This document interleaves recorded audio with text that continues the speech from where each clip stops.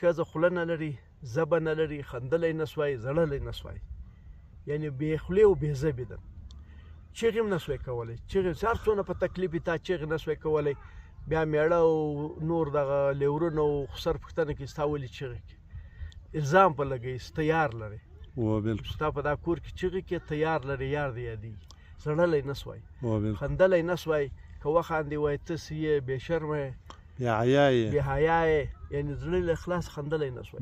د خپل خواهش اظهار نه سوای کولی چې زه د پلار کره ځم، د مور کره ځم، ما پرېږدی یې. په کال 2 کاله کې لا نه یې تللې، نه یې پرېږدي. تهمت او الزام په ښځې باندې لګېږي. بالکل چې په کور کې هر کار سوی، نر به کړی وي، سړي به کړی وي، که جنګ راغی، که جدل راغی، که بدبختي راغله، دی وایي چې دغه ورور چې مې د ښځې پړسولی ده. بالکل دا قریب مې ښځې پړسولی، شیطانت یې ورکړی دی، ورېندار یې پړسولی دی. الزام که ورور جنګ وکړم الزام په ښځې ده. بالکل دغسې که هر چا جنګ ووایي دا ښځو پړسولی ده، بېرته په ښځو باندې الزام کوي.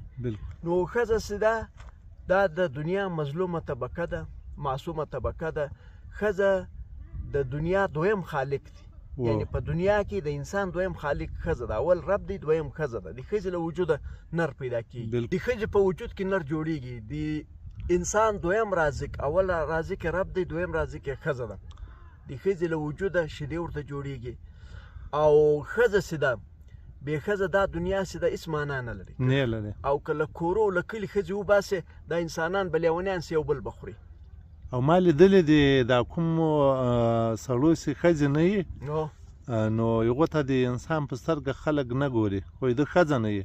ښځه دونه غټ حیثیت لري، یعنې ښځه د یو نر عزت ده، یو کور عزت ده، د کور عزت ده. بالکل هغه کور ته ټول عزت ورکوي، ټول عزت ورکوي. او چې ټول نارینه یې خلک هم منډې ځینې وایي. والله منډې ورکوي. ښځه د وفا نوم ده. بالکل ښځې چې ده، ښځه د استقامت نوم ده، ښځه د صبر نوم ده. ښځه چې ده په هر ځای کې ښځه چې ده دا به وروره د امن او د محبت علامت وي، مینې او محبت علامت. مثال انسان ته یې غټه قرباني ورکړې ده. آدم علیه السلام په جنت کې هورې ولې په کربو کربو هورې او په کربو کربو غلمان و، هر سهولت و چې په زړه کې به په دماغ کې به یو شی جوړ کړه، الله به هغه ارمان ورپوره کړو. ښځه نه وه.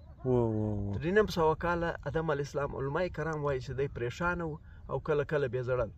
نو الله پاک دغه د دې پریشاني څنګه ختمه کړه؟ ښځې ورته پیدا کړه. ښځې پیدا کړه، بس آدم علیه السلام بیا ټول عمر خوشحاله و، سترګې یې رڼې شوې او خوشحاله و. جنت یې ولیدل، ژوند زندګي باندې قناعت وکړو، د الله شکر ادا کړو، خوشحاله. د الله شکر هلته ادا کېږي چې ته خوشحاله